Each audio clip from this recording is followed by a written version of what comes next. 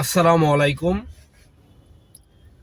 Bangladesh private car driver শ্রমিক ইউনিয়নের সভাপতি মোহাম্মদ ইমরান শেখ ইমন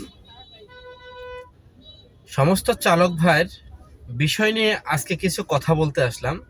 এখানে দুইটা পয়েন্ট থাকবে। এই পয়েন্টে আমাদের ড্রাইভার সাহেবদের নিয়ে, দ্বিতীয় নাম্বার হচ্ছে আমাদের বাংলাদেশে কিছু নিয়ম কারণ নিয়ে।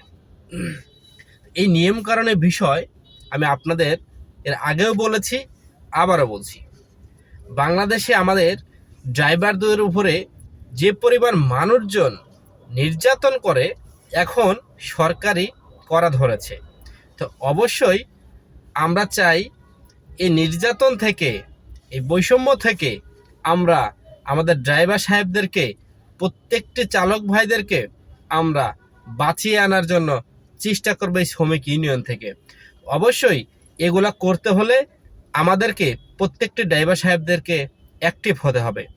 তো চলুন আজকের পুরোপুরি সম্পূর্ণ ভিডিওতে চলে যাই।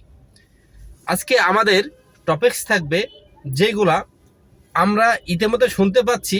আজকে এক সপ্তাহ যাবৎ আমাদের বাংলাদেশে কিছু কিছু জায়গা, 5টি জায়গাতে, 5টি নীরব জায়গাতে আমাদের হরেন বাজানো নিষিদ্ধ। সেটা হচ্ছে নিকেতন, গুলশান, এয়ারপোর্ট, বনানী,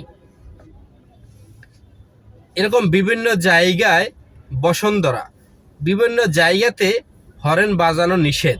সেখানে আপনার 5,000 টাকা জরিমানা হতে পারে, 10,000 টাকা জরিমানা হতে পারে এবং আপনাকে জেলও হতে পারে। তো আপনাদের চালক ভাইদের বলতে চাই, আমাদের ড্রাইভার সাহেবদের উপরে এত কেন আপনারা নির্যাতন করছেন? যত আইন কারণ হচ্ছে ড্রাইভারদের উপরে।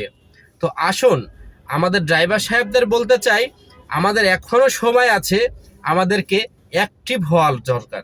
তো আমরা যদি অ্যাক্টিভ না হতে পারি তাহলে কিন্তু আমাদের সামনে আরও অনেক পস্তাতে হবে। তো আসুন সম্মানিত ভাইয়েরা, বাংলাদেশ প্রাইভেট কার ড্রাইভার শ্রমিক ইউনিয়নটি, এই ইউনিয়নটি আপনারা একটি শক্তিশালী করুন। শক্তিশালী করলে আমাদের উপরে যেসব নিয়মকানুন আসবে, এই নিয়মকানুনের মধ্যে থেকে কিন্তু আমরা এখান থেকে বেরোয় আসতে পারবো। তো আমাদের প্রত্যেকটি চালক ভাই যদি আমরা অ্যাক্টিভ না থাকি তাহলে আমি একা কিছু করতে পারবো না, আপনি একাও কিছু করতে পারবেন না। তো অতএব আপনি এইসব এলাকায় যদি আপনি হরেন বাজান তাহলে আপনার এমনিতেই হরেন দিয়ে আপনি মানুষজনকে সরাইতে পারেন না। তো অতএব তারপরে আপনি হরেন ছাড়া কিভাবে চলবেন? সেখানে অ্যাক্সিডেন্ট হলেও বিপদ, হরেন দিলেও বিপদ। তো অবশ্যই আপনাদের বলতে চাই, এখনও সময় আছে, আমাদেরকে অ্যাক্টিভ হতে হবে, আমাদেরকে ঐক্যবদ্ধ হতে হবে। আমাদের বাংলাদেশ প্রাইভেট কার ড্রাইভার শ্রমিক ইউনিয়নটি সামনের দিকে এগিয়ে নিয়ে যেতে হবে। তো আসুন আমরা প্রত্যেকটি চালক ভাই আমরা এক হয়ে, একতা হয়ে আমরা কাজ করার চেষ্টা করি। চলুন আজকের মতো এখানে শেষ করছি। সকলে ভালো থাকবেন, সুস্থ থাকবেন। আসসালামু আলাইকুম। জিন্দাবাদ বাংলাদেশ প্রাইভেট কার ড্রাইভার শ্রমিক ইউনিয়ন।